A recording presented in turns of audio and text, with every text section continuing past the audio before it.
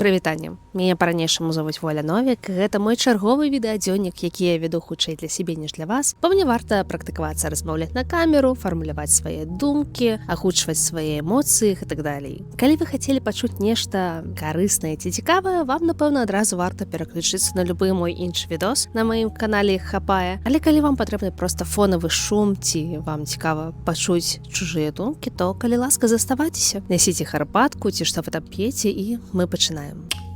Сёння мы з вамі ў досыць цікавай лакацыі. Гэта могілкі раёна Пабліноў у горадзе Барселона. А гэта мой любімы помнік, які называецца Пацалунак смерці. Не тое, каб у мяне нешта здарылася, што я знаходжуся зараз у гэтай лакацыі, проста я вельмі люблю могілкі і люблю іх самага дзяцінства. Калі я была яшчэ дзіцём, напэўна, гадоў 6-7, мы пераехалі ў сваю кватэру, і так атрымалася, што ў нас вокны выходзілі на старыя закінутыя могілкі. Гэта былі могілкі пачатку 20-га стагоддзя, напэўна. Шмат маіх знаёмых, калі прыходзілі да мяне ў госці, калі гэта бачылі, то запытваліся, а ці не страшна мне, бо шмат якія фільмы жахаў пачынаюцца там з праклёных могілак, шмат страшылак, якія мы распавядалі адзін аднаму ў лагерах, таксама былі звязаныя з нейкімі магіламі ці штосьці такое. Але мне страшна не было ўвогуле, і больш за тое, я з маімі сяброўкамі ўспрымала могілкі як дзіцячую пляцоўку ў нейкім сэнсе. Не тое, каб мы там граліся ў сніжкі ці, не ведаю, будавалі з пяску замкі, але мы туды хадзілі досыць часта,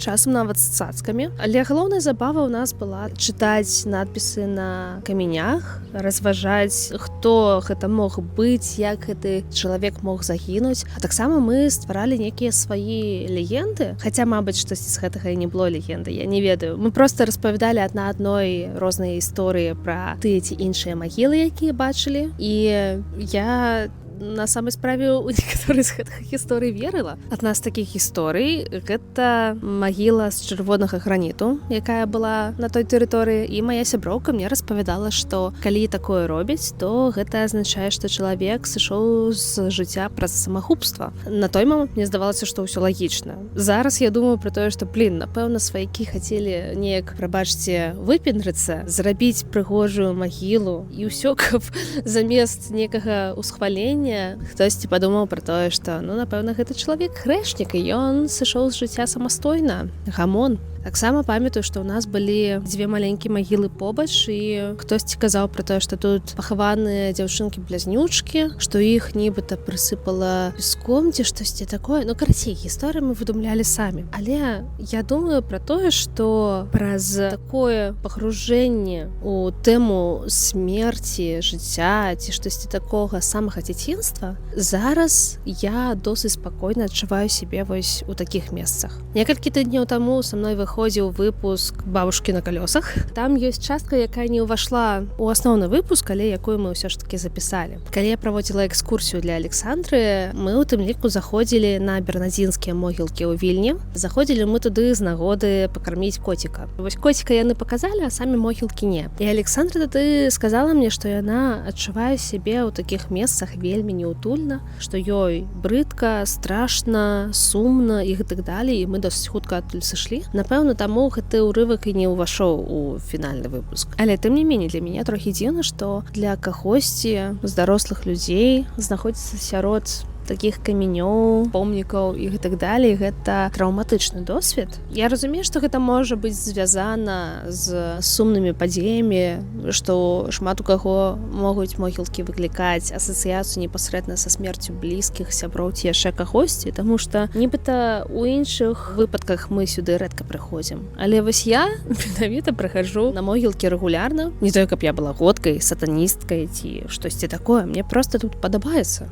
Тут спакойна, тут ціха, ні душы, так сказаць. Але на самай справе разважаць на тэму жыцця і смерці я любіла, напэўна, самага дзяцінства. Напэўна, вось прыкладна якраз такі з 6-7 гадоў. А мабыць, нават і раней, бо першае асэнсаванне аб тым, што я рана ці позна памру, і усе мы разна ці позна памрэм, да мяне прыйшло ў 5 год. У гэтай гісторыі фігуруе навагодняя ялінка са старой савецкай гірляндай, у якой правады яшчэ былі такія жоўтага колеру. І я малая захацела ўключыць гэту гірлянду, каб паглядзець, як мільгаюць аганёчкі, і нешта пайшло не так, і мяне трохі стукнула токам. Стукнула дастаткова, каб у мяне на пальцы аблупілася скура, але тым не меней я капец як спалохалася ў той момант, таму што нас з дзіцячага садочку вучылі, што ток гэта небяспечна, што нельга саваць пальцы ў розетку, што ток можа забіць і гэтак далей. І праз вось гэтыя веды і вось гэтую аблупленую скуру на пальцы у мяне склалася 2+2 і з'явілася думка пра тое, што мяне зараз ледзь не забіла. Канешне, гэта можа сведчыць аб тым, што я драма-квін самага дзяцінства, але тым не меней. І ў той момант я прыйшла да таты, ён над чымсьці працаваў за сталом, і я проста на яго гляджу такімі шчанючымі вачыма і кажу: «Тата, а мы усе рана ці позна памрэм?» І пачынаю рыдаць. Я нават не магу уявіць, што ў яго ў галаве ў той момант адбывалася, таму што уявіце, да вас прыходзіць ваша 5гадовая дачка і плача праз тое, што вы ўсе памрэце. Скажем так, напэўна, гэта мусіць быць нечакана. Асабліва, калі вы ніколі з дзецьмі не размаўлялі на тэму смерці ці чагосьці падобнага. Канешне, з часам гэтая тэма неяк усплывала ў маім жыцці. Напрыклад, я ў дзяцінстве вельмі любіла усе фільмы і мульцікі пра сабак, і, напэўна, вы ведаеце адзін з такіх мульцікаў, які называецца «Усе псы трапляюць у рай». Пэўнае прадстаўленне аб тым, як выглядае рай, у мяне склалася з гэтага мульціку. Вось гэта аблокі, некая залатая брама, усе кайфуюць, усе ганяюць з німбамі. Пазней да гэтага вобразу падлучылася мая бабуля, якая досыць рэлігіёзная жанчына. І ўсё гэта пакінула такі моцны адбітак на маім светапоглядзе ў дзяцінстве, што здавалася, нібыта жыццё пасля смерці, яно мусіць быць значна лепей, чым жыццё, якое мы жывем зараз. Я нават памятаю, што у пачатковай школе я з кімсьці з аднакласнікаў разважала на тэму, што хочацца як мага хутчэй памерці, каб хутчэй трапіць у рай. Пры гэтым мы разважалі на тэму таго, што самагубства гэта грэх, і калі ты так здзейсніш, што ты трапіш у пекла, але тым не меней вось гэтая думка пра тое, што смерць гэта не страшна, яно нібыта рэлігійнымі матывамі вдаўблівалася ў галаву досыць лёгка. Таму так, у дзяцінстве нібыта вось калі прыходзіць гэтае асэнсаванне, што мы ўсе канечныя, яно пужае, але вось гэтая ілюстрацыя таго, што вось вы трапіце ў рай, пройдзеце праз залатую браму і будзеце тусіць там са сваякамі, сябрамі ці кімсьці яшчэ, яно, канешне, неяк натхняла на тое, каб памерці. На самай справе ў маім дзяцінстве шмат хто паміраў вакол мяне. Мне не даводзілася ў дзяцінстве бываць на пахаваннях, не ведаю, бабуль, дзедуль, цёць, дзядзь ці кагосьці там яшчэ, але неяк так склаўся лёс, што калі я была ў падгатавіцельнай групе, акурат у 2 маіх аднакласнікаў памерла маці, наколькі я памятаю, а іншых яшчэ і забралі ў дзетдом. І праз тое, што такое адбывалася нібыта часта, мне здавалася, што гэта нібыта окей, што людзі паміраюць. Нават калі я са сваім аднакласнікам размаўляла, я ў яго запытвалася, а ці ён плакаў, таму што, вы дзеці, вы не ведаеце, што такое асабістыя межы, вы не ведаеце, што тактычна, што не. І я памятаю яго выраз твару, што вось ён стрымлівае слёзы, і ён кажа: «Не, таму што мужчыны не плачуць, мне бабушка так сказала». Тады мне здавалася: вау, які ён моцны. Зараз я думаю, які пиздец. Хлопчыкаў з самага дзяцінства вучаць не плакаць нават на пахаваннях сваёй маці. Што за жах? Але так, у дзяцінстве здавалася, што паміраць гэта зусім не страшна. Канешне, чым старэйшай я станавілася, тым больш было відавочна, што смерць гэта ўсё ж такі не пра залатую браму на блоках ці штосьці падобнае, што на самай справе гэта страшная частка нашага жыцця, звычайна звязаная з сумам, з плачам, гараваннем ці чымсьці такім. А яшчэ неяк так склалася, што чым больш дарослай і адукаванай я станавілася, тым больш я разумела, што, аказваецца, я не веру ў Бога і не веру ў рай пекла, лёс, грэхі ці штосьці такое. Мне тады было гадоў 15-16 прыкладна так, і не сказаць, што мяне гэта напужала. Наадварот, у мяне гэта выклікала вельмі такую агрэсіўную рэакцыю. Я раззлавалася.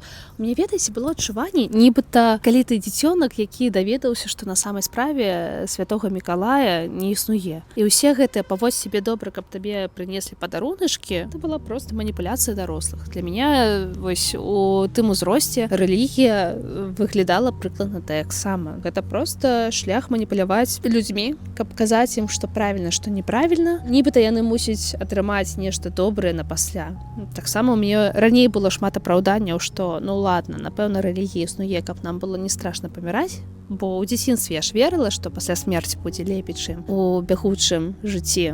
Зараз я так не думаю. Ну, напэўна, камусьці гэта дапамагае, але у кожнага свой шлях. Мне гэты шлях не падыходзіць. Што для мяне дзіўна, што не гледзячы на атэізм, на тое, што я перастала верыць у загробныя міры ці штосьці такое, ад гэтага смерць не стала страшней. Чарговы раз у разважанні пра тое, што нас чакае ці не чакае пасля смерці, я пагрузілася пасля таго, як памер мой тата. Гэта адбылося адносна нядаўна, у 23-м годзе. І гэта была такая жвачка для мазгоў, якая увесь час працавала недзе фонам. Больш-менш яна спынілася пасля таго, як я трапіла на сваю першую ў жыцці аперацыю з поўным наркозам. Мне было жуть як страшна, і калі падлучылі маніторы да майго сэрца, мне нават трохі сорамна было, як яно ў мяне пілі-пілі-пілі-пілі, вось проста без перапынку гудзіць, я бы сказала. Наркоз быў супер мяканькі, я да яго вельмі лёгка дайшла, і вось калі я прачнулася пасля аперацыі, вось гэта асэнсаванне, што як бы табе не было страшна, гэта проста нібыта цябе выключылі і больш нічога не адбываецца, яно неяк так замацавалася ў маім мазгу, што на самай справе нічога пасля таго, як ты губляеш прытомнасць, не адбываецца. Нават калі разважаць пра 7 хвілін актыўнасці мозгу пасля смерці, напэўна, вы чулі пра такую штуку, для мяне гэта выглядае прыкладна так, як мы бачым сны. Шмат хто з вас можа сказаць, што ой, я сноў даўно не бачу ці ніколі не бачыў, не бачыла, але навука кажа, што усе мы кожную ноч бачым некалькі сноў, там 5 ці 7, здаецца, за ноч. Справа ў тым, што мы запамінаем толькі тую частку, якую бачым перад прабуджэннем. І тое, калі вы не пракруціце ў галаве тое, што вам прыснілася, вы вельмі хутка пра яе забудзеце. Прыкладна таксама я стаўлюся да ўсіх гэтых гісторый пра клінічную смерць, калі людзі на хвіліну ці дзве паміралі, а пасля таго, як яны павярнуліся да жыцця, пачынаюць распавядаць, што яны бачылі. І справа ў тым, што гэта ў нейкім сэнсе як кот Шрёдзінгера. Калі б яны не павярнуліся да жыцця, яны б гэтага і не ўбачылі ў нейкім сэнсе.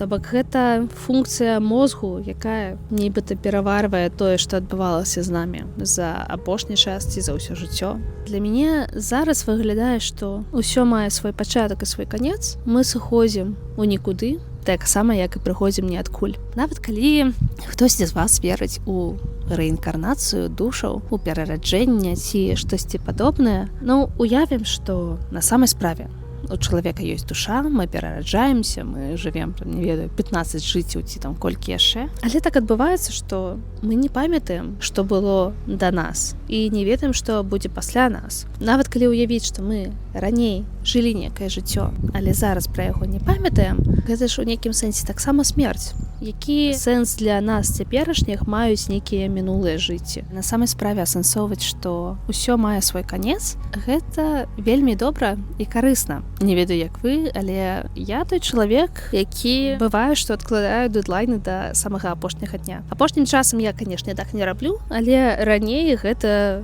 быў мой проста галоўны рухавік прагрэсу. Рабіць усё ў апошні дзень. І калі так падумаць, то калі б не дэдлайн, я магла тую ці іншую задачу ўвогуле не зрабіць. Яе можна бясконца адкладаць на наступны дзень, на наступны год і так далей. Але калі ты асэнсоўваеш, што рана ці позна гэта варта зрабіць, верагоднасць таго, што ты гэта зробіш, яна трошачкі павышаецца. Калі з гэтай размовы можна вынесці нейкі вынік, няхай гэта будзе тое, што дэдлайны гэта добра. Неважна, ідзе размова пра працу, сяброўства, жыццё ці штосьці яшчэ. Напэўна, гэта галоўны рухавік прагрэсу і галоўны матыватар штосьці рабіць.